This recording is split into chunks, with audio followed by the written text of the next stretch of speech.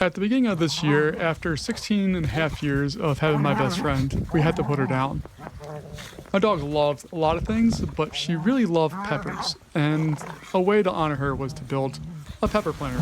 I have zero plans, I have zero idea what I'm gonna do here, but I have some boards and we're gonna get cutting here. So I got these 6-foot boards from one of the big box stores. They're like fence things, you can see they're already pre-cut. So I'm gonna cut them off here, and then I think these are 6 foot long total. I have 12 of them. I think they're gonna be roughly about 3 boards high, and then I'm going to use basically one board is gonna be a side and then one of the short sides. So alongside of the short side, we'll cut them out and figure out what exactly we're doing with them. But we got lots of work to do, so let's get chopping. All right, our first step is to just put a stop block in here, basically making sure that when we cut these tabs off, they're all gonna be the exact same length. So basically all I did was put this in there, saw roughly where it's gonna fit in, and then I should get consistent length boards, and then we'll figure out what we're doing from there. Okay, so we got all those cut off. This is what we're left over with. I have a bunch of these, which I have ideas for if this piece winds up being too short. They're basically gonna be the bottom supports to hold the mesh and all that stuff that we'll get into later. But we have roughly 71 inches or so here. The idea here is that we're gonna cut it 4 feet, and then whatever's left over, that's gonna be for the short side. So long side would be 4 feet, and the remaining, whatever that is gonna be what we have there. So we have to cut 6 of those to be able to get all of the sides and the long sides and short sides done. So let's get on it. All right, so we got all the pieces cut. Now we have to cut the actual runners or not runners, but the legs. We're gonna cut the legs.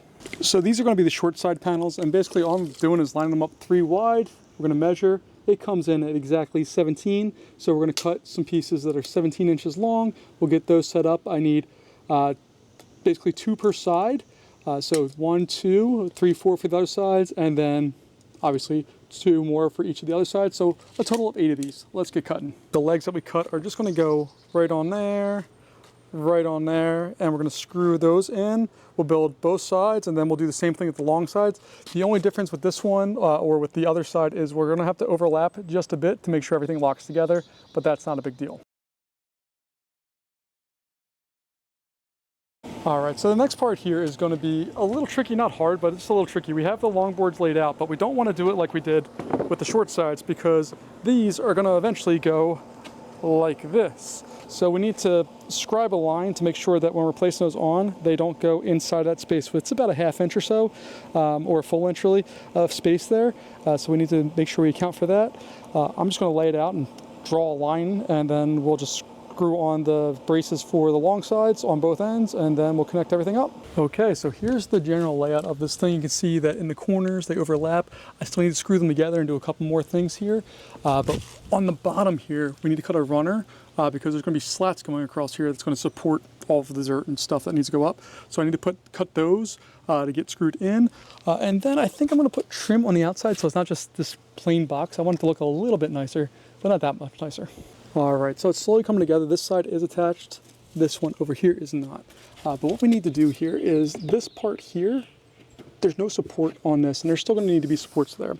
So luckily I saved all these offcuts, and what's beautiful about these is they're the exact same size, and they're flat and easy, so I can just screw those straight in and do that on both sides, and we have it set and ready to go. So I'm gonna get those screwed in and then attach all of this together, and we're done for the basic part of this. All right, so I got these cut. There are 5 of these for the main distance, and then there's 2 shorter ones for the sides because they have to come in from that edge there to accommodate that. So those are gonna go on the ends, and then we'll have 5 through the middle, spread them out nice and even, and hopefully it should work just fine. So the next step of this is to put in some, I'm using weed fabric. This is natural weed fabric. I have no idea if it's gonna work or not, but the idea is we're gonna coat the inside of this so that when we put dirt and mulch and all the other stuff, it doesn't fall out. We'll see how it works. I don't know.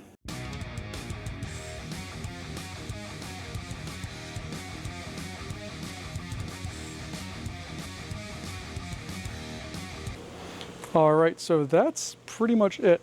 The idea here is you can kind of see through the weed barrier. It will catch the dirt, but it should let the water go through. It should also stop any critters that are on the ground from coming up.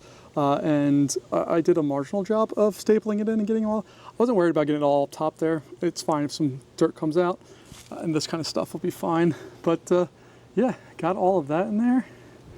And that's the basic one. I think what I'm going to do though is along the edges here and the top side, and have a top rail, make some edging for it so it looks a little nicer. The lie detector determined that was a lie. And I still need to stain it, but beyond that, it's done. This thing was super cheap, super easy, and really quick to build. And here's the final thing. I'm really happy with how the stain came out. It was really easy to build, and I just hope that it honors my dog, because I miss her terribly, and I think she would have enjoyed the peppers that come out of this thing. The only thing that I would change down the road is I would add that trim on, but not super important. I also would have stained it before putting dirt in and putting the mesh and all that stuff on, just to preserve the wood a little bit longer. But beyond that, this is my planter box, and I'm pretty happy with it. I'll see you next time. Bye-bye.